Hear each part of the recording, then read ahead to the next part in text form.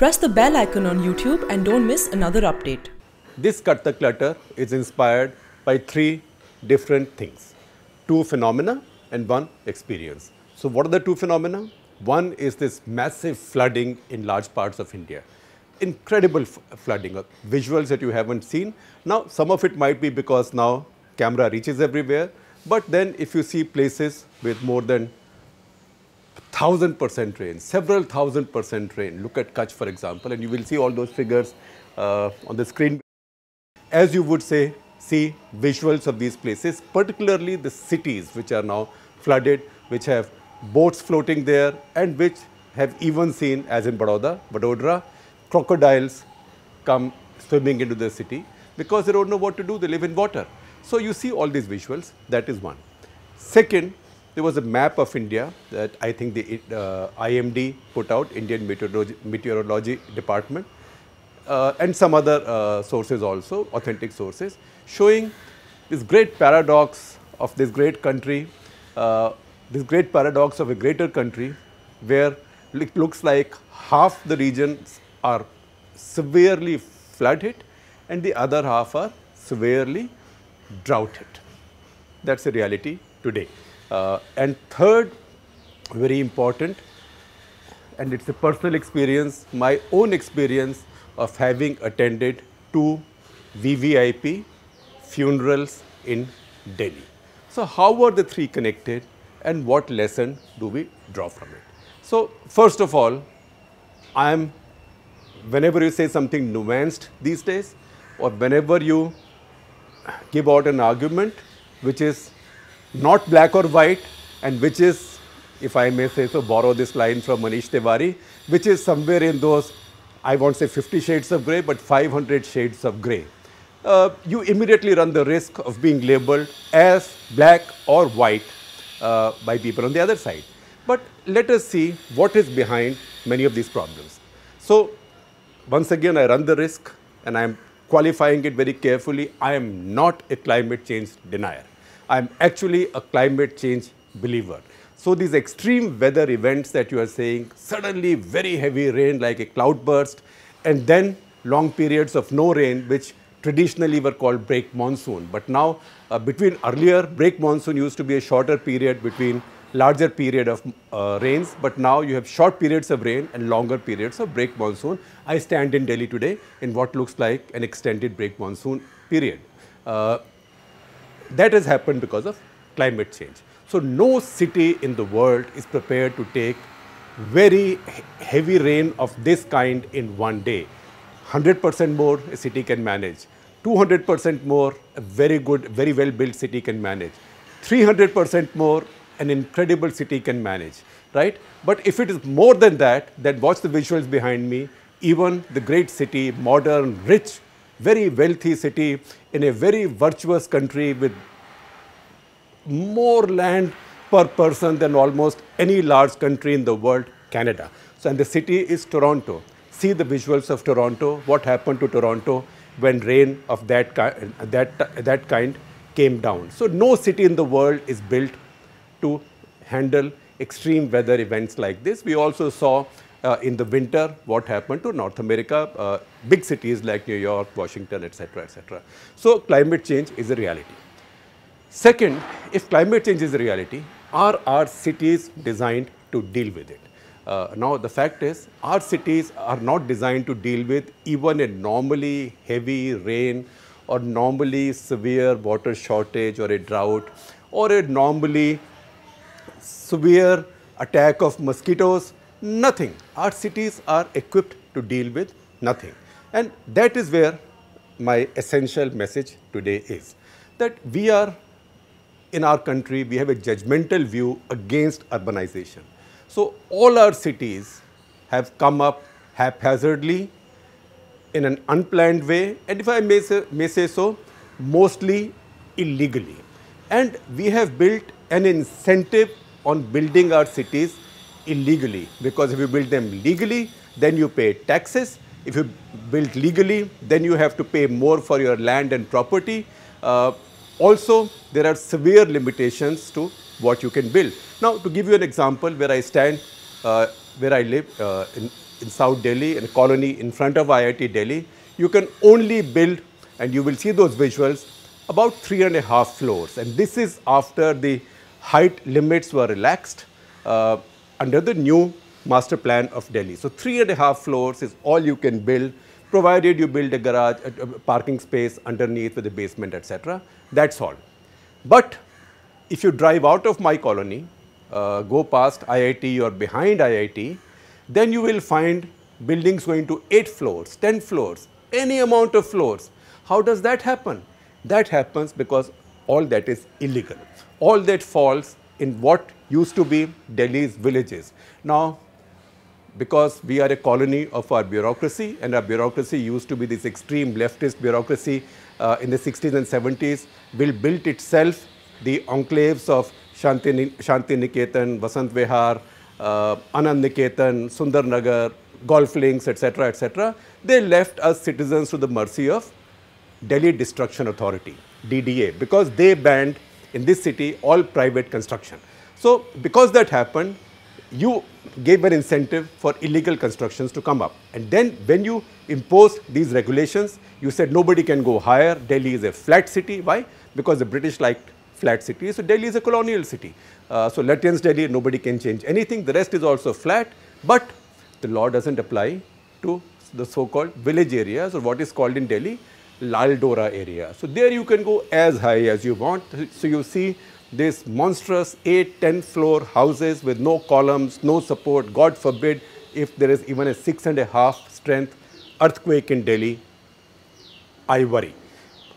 I use that as an example of what is wrong with all the cities in India, including Chennai. Chennai flooded so disastrously. Again, you will see the visuals just a couple of years back. How did that happen? And then everybody realized, as everybody is now realizing in Bangalore and in other cities, that our cities have grown over. As our cities have grown, they have devoured their lakes, they have devoured their rivers. You saw the Mithi River in Bombay. We have devoured our parks, our forest areas. We've devoured everything in the cities. Terrible thing, right? But who's to blame? Who's done it? If you now do a forensic analysis, you will find that all of that is illegal. So somebody allowed all that illegal stuff to happen. So okay, all right, you go and catch all those retired people and put them in jail. But that is not the point. Why did people build so much illegally? Because you didn't allow anything to be built legally. And because there was such an arbitrage to illegal, unplanned, haphazard, chaotic building of our cities, cities will be built. People will leave villages to come to cities, and they will need places to live. So you had these urban slums come up all over the country. In Delhi and Bombay, more people live in urban slums or near slums. In Delhi, these are called unauthorized colonies, than the population of Sweden. Everybody, all socialists love Sweden, right? That's just about 6 million people. So, we have a big urban disaster, and that urban disaster is now being highlighted by climate change. Because what ultimately earlier used to look like maybe 3 or 4 weeks inconvenience, or 3 or 4 days inconvenience mostly, has now become a major thing, because with economic growth, our cities have boomed. They've grown. Look at how Bombay has grown. You know, Bombay is a strange city. It has only 11% of its space, only 11% as public space in the city. You build railways on that, you build roads on that, you build hospitals on that, government schools on that, everything 11%. How much of it is in New York? It's nearly 40%. New York also has a lot of people. Those are planned cities. Because we don't like to plan our cities, we now have these disasters. Now we can cry over, oh, we've eaten up our lakes. Bangalore and Chennai. Oh, we've eaten up our river. Bombay. We've eaten up our floodplains. Delhi. All that is a price that we are paying for not focusing on our urban development. And I will tell you now why I mentioned those 2 visits to the VVIP funerals. One was the funeral of Sheila Dikshit, the other Sushma Swaraj. Both deeply loved public figures across the political divide.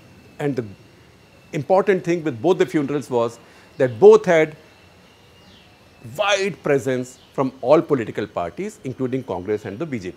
So Sheila Dikshit, plenty of BJP people, including Amit Shah, Congress, Sushma Swaraj, all the key Congress people, starting with Ashok Gehlot and Bhupesh Baghel, chief ministers who came in from their states for the funeral.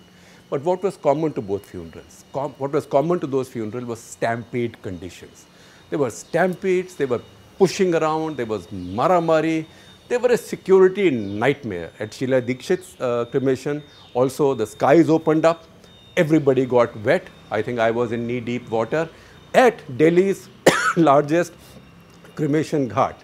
The other one, Sushma Swaraj, at the other cremation ghat, the first one was Digambot, the other one was at Lodi estate, that even the Prime Minister was sitting there.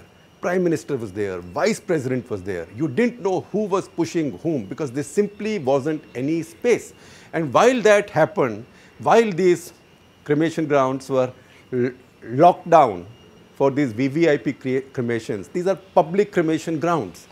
Can you imagine what happened to the hundreds of other families in Delhi who might have had deaths on that day? How many people die in a city of 2 crore people? So we have cities which do not even cater for their eminent citizens' cremation, funeral, burial. Our cities are planned for nothing. We don't have hospital space to produce our children. We don't have banquet halls to get married. So everything comes up illegally. Then you say this can't run in residential areas or farmhouses.